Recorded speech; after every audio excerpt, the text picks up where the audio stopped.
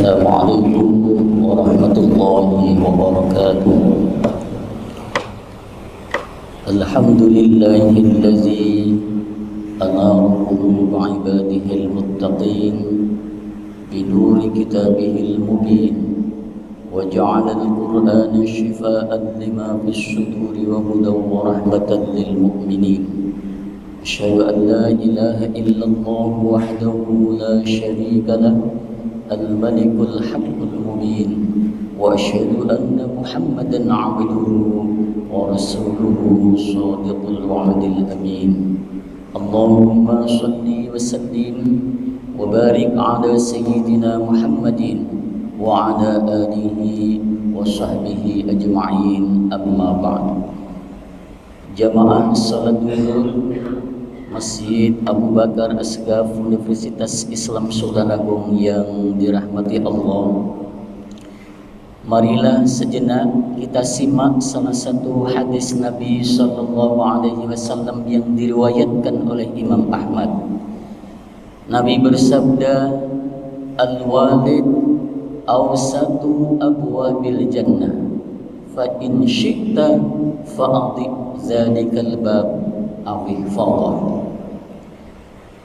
Orang tua adalah pintu surga paling tengah.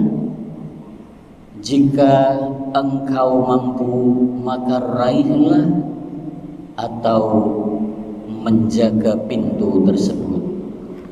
Hadis ini menjelaskan kepada kita betapa mulianya kedudukan orang tua di dalam ajaran Islam, sehingga kita wajib untuk menaati dan meletakkan birrul walidain sebagai bagian dari kehidupan kita. Ada sebuah kisah menarik dari seorang remaja dari Bandung. Ia hidup dari keluarga yang kurang mampu. Orang tuanya hanya seorang sopir angkot. Karena itu ia kepingin membahagiakan orang tuanya. Dia kepingin memuliakan orang tuanya.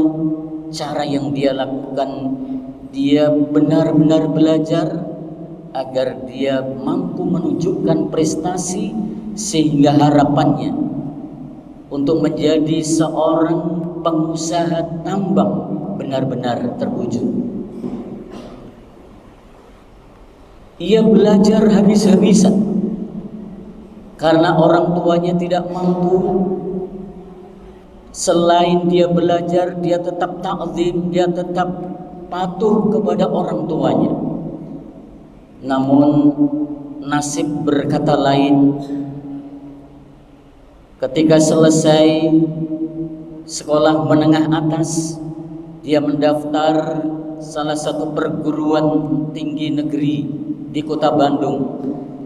Dia tidak lolos melalui jalur prestasi, sehingga dia tidak bisa menyenangkan orang tuanya. Ada rasa di mana perasaannya serba tidak enak, tidak nyaman, karena tidak bisa membuat orang tuanya tertawa. Karena jalur prestasi setidaknya bisa meringankan kedua orang tuanya.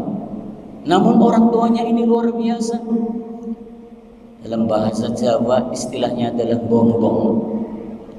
Nak, kamu gak perlu khawatir, kamu gak perlu bersedih.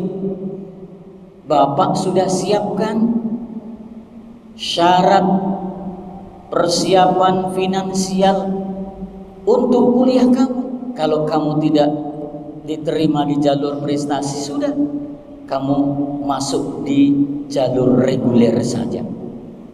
Dia daftar, dia mengikuti ujian, nasib berkata lain. Ternyata dia juga tidak diterima. Habislah harapan si anak itu. Tetapi orang tuanya ini luar biasa. Dia pun kepingin memuliakan anaknya. Ya takrimul aula. Lalu dia berkata, tidak usah khawatir, kalau jalur reguler kamu tidak diterima, masih ada satu jalur lagi, non reguler. Sudah, kamu daftar, ini uang sudah Bapak siapkan. Ternyata uang yang disiapkan oleh orang tuanya itu adalah uang dari hasil penjualan sepeda motornya. Dia kumpulkan bertahun-tahun, dia bisa beli motor.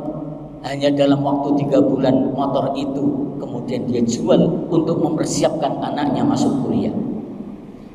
Orang tuanya juga membesarkan hati anaknya. Nah, barangkali ini adalah cara Allah untuk mewujudkan cita-citamu. Kamu tidak usah bersedih. La tahzan, don't be sad. Tapi anaknya ini kasihan sama orang tuanya. Tidak, Pak. Saya akan bekerja. Nanti kalau saya dapat penghasilan, saya akan kuliah. Pilihan anaknya adalah menjadi sopir pribadi. Bapaknya sopir angkot, anaknya sopir pribadi. Setiap kali dia datang ke rumah juragannya, pagi sekali mobil sudah dalam keadaan bersih. Nah, setiap pagi itu pula sang juragan itu bingung. Ini mobil sudah bersih, tapi driver saya kok tidak ada. Ia cari sana sini, ternyata si driver ini sedang berada di kamarnya dan tengah menjalankan sholat duha. Si juragan ini terenyuh, ya Allah, saya yang sudah berlimpah kekayaan jarang sholat duha.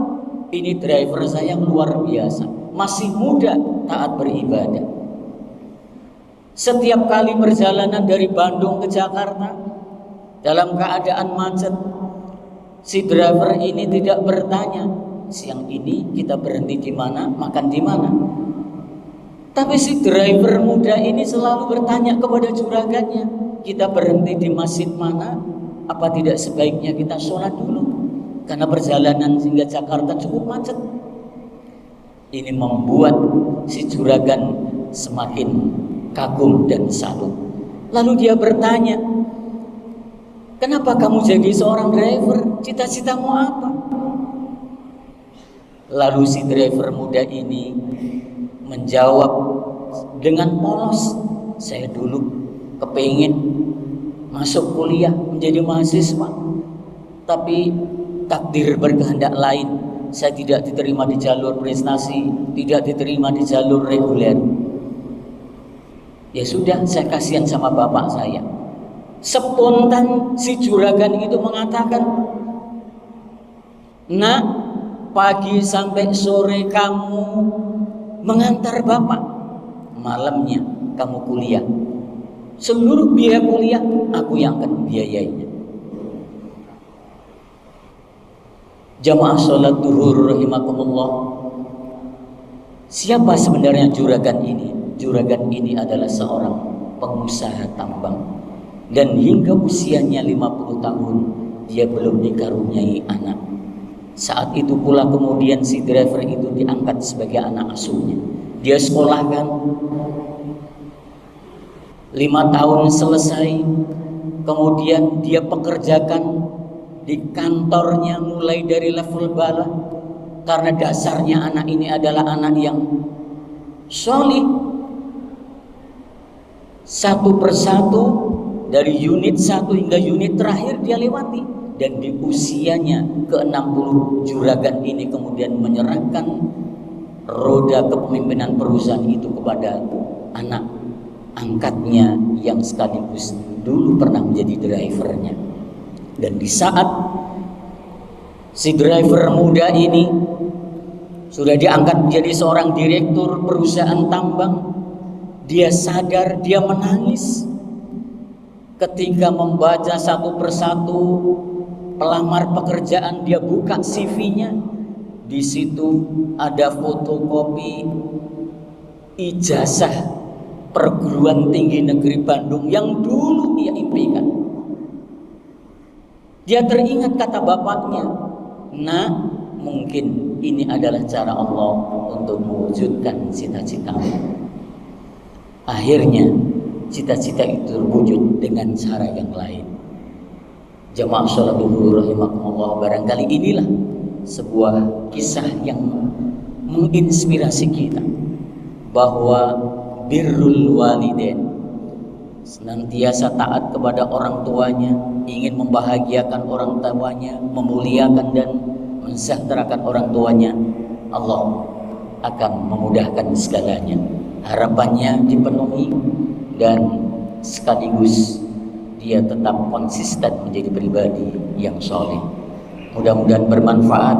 Hadanallahu wa iyyakum ajma'in. Assalamualaikum warahmatullahi wabarakatuh.